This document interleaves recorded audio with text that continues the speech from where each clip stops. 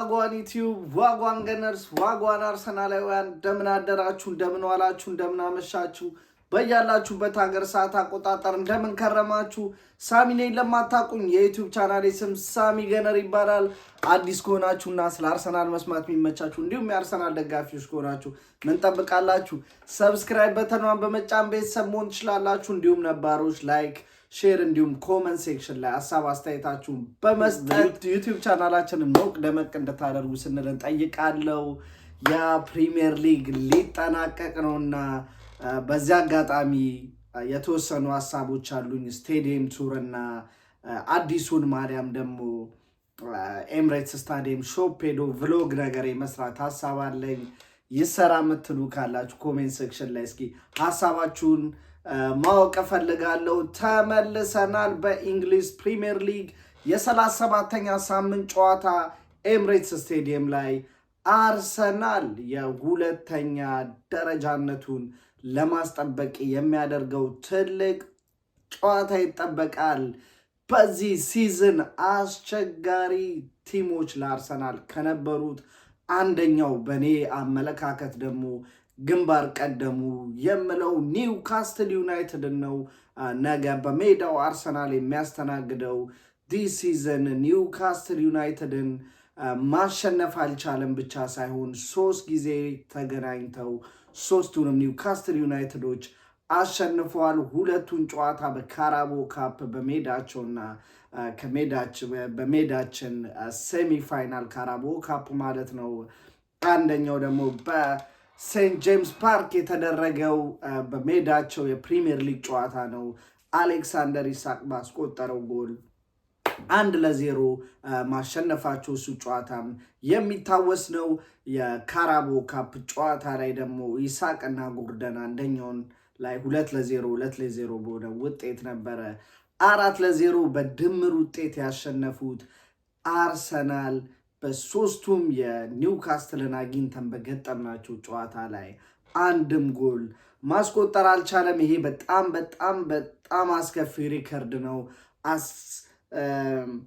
ኒውካስትል ሲያሸንፉን ኢስኖታ ላይ ማሸነፍ ምናምን ብቻ አይደለም።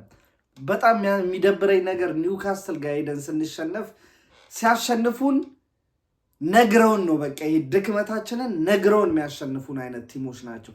ምክንያቱም አይ ሪሜምበር የካራቦ ካፕ ጊዜ ላይ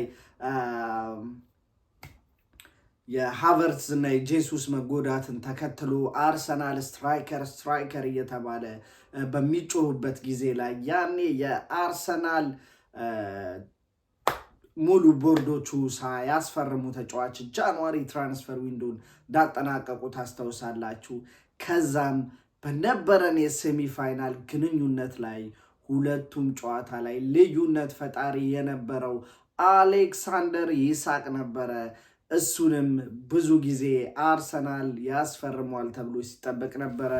አክቹሊ በጣም የማይታሰብ ነገር ይመስለኛል እኔ። ምክንያቱም በፋይናንስ ረገድ ያን ያህል ኒውካስትል የሚጎዳ አይነት ቲም አይደለም። ምክንያቱም በአረብ ከበርቴዎች የሚስተዳደር ወይም ደግሞ በነሱ ባለቤትነት የተቆጣጠሩ ቲም እንደሆነ ታውቃላችሁ። እንዲሁም ቀላል የማይባል በጣም ስትሮንግ ቲም ነው ያላቸው። ምናልባት ኢሳቅ ከኒውካስትል ሊወጣ ይችላል የሚለው ሀሳብ ሊኖረኝ የሚችለው ድንገት ኒውካስትል ቤስት 5 ሆኖ ጨርሶ ወይም ቤስት 4 ውስጥ ገብቶ ቻምፒዮንስ ሊግ ኳሊፋይድ ማድረግ ካልቻለ ይህን የመሰለ አጥቂ ቻምፒዮንስ ሊግ ላይ መሳተፍ መጫወት ይፈልጋሉ እንደምታውቁት ተጫዋቾቹና ኢሳቅ ፑሽ ሊያደርግ ይችላል። ነገር ግን ነገ በኤምሬትስ ስቴዲየም አርሰናል ለእስካሁኑ ለተበደልነው ካሳ ነገ ኤምሬትስ ስቴዲየም ላይ ድልን ማምጣት አለበት ብዬ አስባለሁ። ለማምጣት የሚያስችልም ስኳድ አለን። ነገር ግን እንደምታውቁት አርሰናል ካለፉት 5 ጨዋታ ምንም ጨዋታ ማሸነፍ አልቻለም። እንዲሁም ሜዳችን ኤምሬትስ ላይ መጥፎ የሚባሉ ውጤቶችን እያስመዘገብን እንገኛለን። ታውቃላችሁ በፔስጂ 1-0 ተሸንፈናል። እንዲሁም በቦርንማውዝም ሜዳችን ላይ 2-1 በሆነ ውጤት እንደተሸነፍን እሱም አይዘነጋም ማለት ነው። ሶ we have to come back to the win ወደ አሸናፊነት መምጣት አለብን። ሁለተኛውን መጨረስ ግዴታ ነው። ምክንያቱም ሲዝኑ ሲጀመር እዚህ ቦታ ላይ መተን ስለ ሁለተኛ ደረጃ ቻምፒዮንስ ሊግ ኦነስትሊ ማትማቲካሊ ስቲልም ቻምፒዮንስ ሊግ ማለፋችንን አላረጋገጥንም። ነገር ግን ኤምሬትስ ስቴዲየም ላይ የሲዝኑ የመጨረሻ የሆም ጌማችን ወይም ደግሞ በሜዳችን የምናደርገው የሲዝኑ የመጨረሻ ጨዋታ ነው። ነገ እዛ ላይ የ2025 እና የ2026 ሆም ማሊያ ነገ ለብሶ ይገባሉ ተብሎ ይጠበቃል። እንደነገርኳችሁ አንደኛው የቭሎግ ማሳብ እሱ ነው። ኤምሬትስ ስቴዲየም ሄጄ እሱን ማሊያ ልገዛ አስቤያለሁ እና በዛው ቭሎግ ነገር እሰራለሁ ብዬ አስባለሁ። የእናንተን ሀሳብ አስተያየት እጠብቃለሁ። እውነት ለመናገር አርቴታም ከኤዲ ሃው ጋር ያለውን ታሪክ ማስተካከል አለበት። ምክንያቱም ኤዲ ሃውን እስካሁን በፕሪሚየር ሊጉ ራሱ አሁን ዲስ ሲዝን በሜዳቸው 2 በካራቦ ካፕ ደግሞ በሜዳችንም በብልጫ ማለት ይቻላል ያሸነፉን።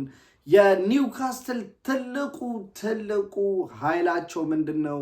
ኢትስ ኖት ኦንሊ የቴክኒክ ብቻ አይደለም፣ ነገር ግን ተጫዋቾቹ ኳሊቲ የሆነ ተጫዋቾች ነው ያሏቸው።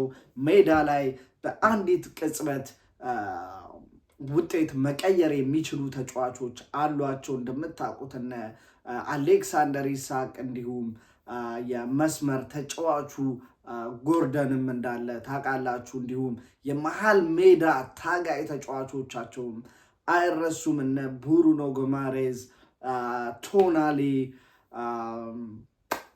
እንዲሁም በሌላኛው የዊንግ ቦታ ላይ የሚጫወተው መርፌ ራሱ ከዚህ በፊት አርሰናል ላይ የነበረው ግንኙነት ላይ ሌላኛውን ጎል ያስቆጠረ ተጫዋች ነው።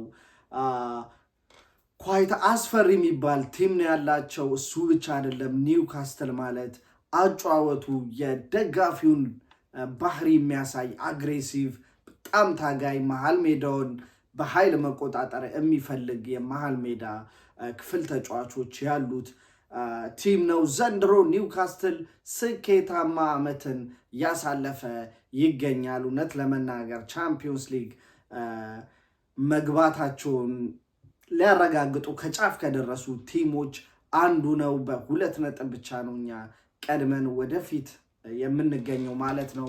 በፕሪሚየር ሊግ የመጨረሻ ጨዋታ ከሜዳችን ወጥተን ሳውዝሃምፕተንን እንገጥማለን። ኳይት ቀላል ቢመስልም ወረቀት ላይ፣ ነገር ግን ኢስት ፕሪሚየር ሊግ እንዳያችሁት ባለፈው ሳምንት ሳውዝሃምፕተን ሲቲን ወግመው 0-0 በሆነ ውጤት ሲቲን ነጥብ እንዳስጣሉት እናስታውሳለን። ሆም ላይ ያለን ስፔሻሊ ቤት ላይ ያለንን ነገር ማስተካከል አለብን። ጨዋታዎችን በሜዳችን ማሸነፍና ነጥብ መያዝ ወይም ደግሞ ነጥባችንን ጋራንቲ ወይም ደግሞ ሴቭ ማድረግ አለብን። ስፔሻሊ ሰከንድ ፕሌስን ማለት ነው። ለፕሪሲዝኑም ባሪፍ ነገር የመለያያም ይሆናል እና ደግሞ የነገው ጨዋታ ላይ አይታወቅም፣ ግን ካይ ሃቨርትዝንም ልናየው እንችላለን። አርቴታ በአግራሞት ስለ ካይ ሃቨርትዝ ከጨዋታ በፊት የሰጠው አስተያየት ላይ ስለ ካይ ሃቨርትዝ ምን ያህል ተግቶ እንደሰራና ሌላ አይነት ካይ ሃቨርትዝን ልትመለከቱ ትችላላችሁ ሲል ለጋዜጠኞቹ ተናግሯል። እንዲሁም የተጫዋቾቹ ተነሳሽነት የፕሪሲዝን ብሬካቸውን እስከ ማሳጠር ሊደርስ ይችላል እየተባለ ነው። ተጫዋቾቹ በጣም ተቆጭተዋልና ያለንን የእረፍት ጊዜ ቀንሰን እረፍቱንንም ዝግጅቱንም አንድ ላይ ብናደርግ የሚል ሀሳብ በአርሰናል መልበሻ ክፍል ቤት እየተሰማ ይገኛል ማለት ነው። እንግዲህ የነገን ጨዋታ የሚወስኑት ነገሮች አሉ። እነሱም የአጥቂ ነገር ነው። እንደምታውቁት ሚካኤል ሜሪኖ የነገን ጨዋታ አይሰለፍም። ምክንያቱም የባለፈው ጨዋታ ላይ የቀይ ካርድ በመመልከቱ የተነሳ ነው። እንዲሁም አይመስለኝም ዩሊያን ቲምበር ፊት የሆነ አይመስለኝም። ቢሆንም የነገን ጨዋታ በእኔ በኩል ዩሊያን ቲምበርን ማሳረፉ ይሆናል ማለት ነው። ከዛ በተረፈ እንግዲህ የነገውን ጨዋታ ለማሸነፍ የሚያስችል ብዙ ነገር አለን ኤምሬትስ ስቴዲየም ላይ። ሌላኛው መናገር የምፈልገው ሚካኤል አርቴታ አይ ዋንት ቱ ሲ ኢቲያን ንዋኔሪ ነገ መሰለፍ አለበት። ከቤንች የሚጀምር ነገር ግን ደና የሚባል ሰዓት ማግኘት አለበት። አትሊስት 30-25 ደቂቃ በላይ ማግኘት አለበት ብዬ አስባለሁ። ምክንያቱም ይሄ ልጅ ልዩነት መፍጠር የሚችል ተጫዋች ቤንች ላይ አስቀምጠን ያለፉት 3-4 ጨዋታ ላይ አይዶኖ አርቴታ ሊጠቀምበት ለምን እንዳልፈለገ አልገባኝም። ቪዲዮን ከማጠናቀቄ በፊት ወደ ቋሚ 11 አሰላለፍ ስንሄድ የግብ ጠባቂ ቦታ ላይ ዳቪድ ራያን አደርግና የቀኝ የፉልባክ ወይም ደግሞ የቀኝ የመከላከል ክንፍ ቦታ ላይ ደግሞ ቤን ዋይትን ነው ዛሬ ማሰልፈው። ቤን ዋይት ራሱን እንዲያገኝም ይረዳዋል። እስካሁን ማቆን ቤን ዋይት አይቻለሁ ለማለት እውነት ለመናገር ይቸግረኛል። የነገ ላይ አግሬሲቭ የተሞላበት በስሜት ተቀናቃኝነት ውስጥ የገቡት የነዚህ ሁለት ቲሞች ጨዋታ ላይ ነገ ምን ሊያሳይ ይችላል የሚለው አጓጊ ነው። እሱን ተከትሎ በቀኝ የመከላከል መሃል ቦታ ላይ ዊሊያም ሳሊባን መርጣለሁ። እሱን አጣምሮ በግራ የመሃል ተከላካይ ቦታ ላይ ጃኮቭ ኪቪዮርን አደርግና የግራ የፉል የመከላከል የመስመር ክፍል ቦታ ላይ ደግሞ ማይልስ ሉዊስ ስኬሊን አደርጋለሁ። አይ ዶንት ቲንክ እኔ ካላፊዮሪ መከላከል ላይ ያለውን ነገር ብዙ እየወደድኩት አይደለም። ካላፊዮሪ ማጥቃቱ ላይ ነው የተሻለ ነገር። ወደ መከላከሉና ጌም ማኔጅመንት ወይም ደግሞ ኢንቨርት እያደረገ ወደ መሀል እየገባ ቲሙን ሰፖርት በማድረግ ረገድ ማይልስ ሉዊስ ስኬሊ የተሻለ ነው ብዬ አስባለሁ። የተከላካይ አማካኝ ቦታ ላይ ቶማስ ፓርቴን አደርግና ነገ ለሚደረገው የመሃል ክፍል ባተል ላይ ጦርነቱን እንዲመራ ከኦዴጋርድ እና ዴክላን ራይስ ጋር አጣምረዋለሁ። ማርቲን ኦዴጋርድ የባለፈው የሊቨርፑል ጨዋታ ላይ ያሳየውን ፐርፎርማንስ ማየት ፈልጋለሁ። ስፔሻሊ ከእረፍት ሀፍ በኋላ ያሳየውን ፐርፎርማንስ ማለት ነው። ከሬንጅ ሹት መሞከር፣ ክፍት ቦቶቹን ማየት፣ በቃ ጥቅጥቅ ብለው የሚከላከሉ ከሆነ ከውጭ መምታት አለብን። ለዚህም ትሮሳርድ እና ኢታን ንዋኔሪ ያማል የሚታወቅባትን ከርቭ በሱ በኩል መመልከት ችለን ነበር። ነገር ግን የተወሰኑ ተጫዋቾች አይመቱም። አይዶኖ ለምን እንደሆነ። አንደኛው ደግሞ ኦዴጋርድ ነበር። ነገር ግን ባለፈው ጨዋታ ላይ አንድ ሞክሮ ምን የመሰለ ጎል ሆኖ መቆጠር ባይችልም አንግል ገጭቶ ሲመጣ ግን ሚካኤል ሜሪኖ አስቆጥሮ ክለቡን አቻ ማድረግ እንደቻለ ታስታውሳላችሁ። የመሃል ሜዳ ክፍል ተጫዋቾች እነዚህን ይመስላሉ። ቶማስ ፓርቴ፣ ኦዴጋርድ እና ራይስ ማለት ነው። የፊት የአጥቂ ክፍል ቦታ ላይ ደግሞ በቀኝ መስመር ክንፍ ቦታ ላይ ቡካዮ ሳካን አሰልፋለሁ። ቡካዮ ሳካ ነገ ካንተ የተሻለ ነገር ማየት ፈልጋለሁ። ባለፉት ጨዋታ ላይ ኳይት ቀዝቀዝ ብለ ነበር። አይ ዶንት ቲንክ የሮበርትሰን አጨዋወት የተመቸው አይመስለኝም። አግሬሲቭ ነበረ። በቀኝ የማጥቃት ክፍል ክንፍ ቦታ ላይ በግራ የማጥቃት ክንፍ ቦታ ላይ ደግሞ ትሮሳርድን ነው የምመርጠው። ምክንያቱም ማርቲኔሊ የተሻለ 9 ቁጥር ቦታ ላይ ሲጫወት የተሻለ ይጫወታል ብዬ አስባለሁ። የባለፈው ጨዋታ ላይ እንዳያችሁት በሁለቱ ተከላካይ መሃል ገብቶ ያችን ድንቅ ጎል እንዳስቆጠረ አይረሳም። የነገው ጨዋታም እንደ ቫንዳይክ ገዘፍ ያሉ የኒውካስትል እነ በርን ተከላካዮችን ለመጋፈጥ ስፒዱን ተጠቅመን የሆነ ነገር መፍጠር እንችላለን ብዬ አስባለሁ። ቤስት 11 ይህን ይመስላል። እኔ የእናንተ ይህ ቢስተካከል የምትሉት ነገር ካለ ኮሜንት ሴክሽን ላይ አሳውቁኝ። ወደ ውጤት ግምት ሲሄድ አርሰናል የነገውን ጨዋታ ሪቬንጅ ወይም ደግሞ በቀሉን በኤምሬትስ ስቴዲየም 3-1 በሆነ ውጤት አሸንፎ ይወጣል ብዬ ተስፋ አደርጋለሁ። we have to win this game.